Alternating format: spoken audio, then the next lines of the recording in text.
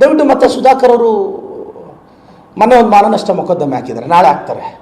ನನಗೆ ಮೊನ್ನೆ ಅರ್ಥನೇ ಆಗಲಿಲ್ಲ. ನನ್ನ ಲಾಯರ್ ಬಂದು ಹೇಳಿದ್ರು, ಸರ್ ಸುಧಾಕರ್ ಅವ್ರು ನಿಮ್ಮ ಮೇಲೆ ಮಾನನಷ್ಟ ಮೊಕದ್ದಮೆ ಹಾಕಿದ್ದಾರೆ. ನಾನು ಹೇಳಿದೆ, ರೀ ಅದು ಮಾನ ಇರೋರು ನಷ್ಟ ಆಗಿದೆ ಅಂತ ಹಾಕ್ಬೇಕು, ಇವ್ರು ಯಾಕ್ರಿ ಹಾಕಿದ್ರು ಅಂತ. ಮಾನ ಇರೋರು ನಷ್ಟ ಆಗಿದೆ ಕಟ್ಕೊಡಿ ಅಂತ ಹಾಕ್ಬೇಕು, ಬಟ್ ಇವ್ರು ಯಾಕೆ ಹಾಕಿದ್ರು ಅಂತ.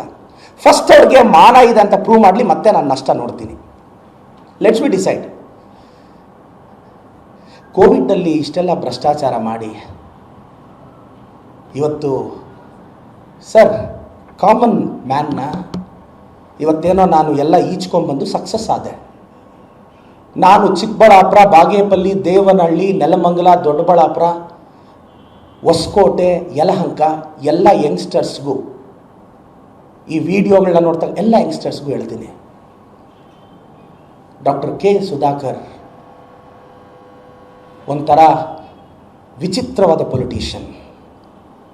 ನನ್ನನ್ನು ಯಾರೋ ಕೇಳಿದ್ರು, ಕೆಲವರು BJP ಫ್ರೆಂಡ್ಸ್ ಹೇಳಿದ್ರು, ಪ್ರದೀಪ್ ಈಶ್ವರ್ ಸುಧಾಕರ್ ತುಂಬ ಕ್ರಿಮಿನಲ್ ಇದ್ದಾನೆ, ನಿನ್ನನ್ನು ಬಿಡಲ್ಲ ಅಂತ. ನಾನು ಹೇಳಿದೆ, ನಾನೇ ಬಿಡಲ್ಲ ಅಂತೇಳಿ ಅವ್ರು ನನ್ನನ್ನೇನು ಬಿಡೋದು.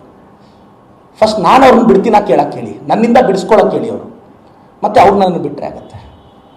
ಮೈ fight for injustice and corruption done by the doctor K Sudhakar. ಒಂದು ಗಟ್ಟಿ ನಿರ್ಧಾರ ತಗೊಳ್ಳಿಲ್ಲ, ಬೋಲ್ಡ್ ಸ್ಟೆಪ್ಸ್ ತಗೊಳ್ಳಿಲ್ಲ.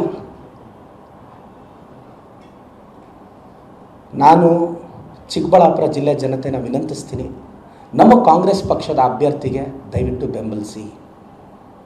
ಪಕ್ಷ ಡಿಕ್ಲೇರ್ ಮಾಡುತ್ತೆ ಕ್ಯಾಂಡಿಡೇಟ್ ಯಾರಾದರೂ ಆಗ್ಬೋದು, ಅದು ನನಗೂ ನಿಮಗೆಷ್ಟು ಗೊತ್ತೋ ನನಗೂ ಅಷ್ಟೇ ಗೊತ್ತಿರೋದು. ಪಕ್ಷ ಯಾರು ಟಿಕೆಟ್ ಕೊಟ್ಟರು ದಯವಿಟ್ಟು ನಮ್ಮ ಪಕ್ಷನ ಬೆಂಬಲಿಸಿ.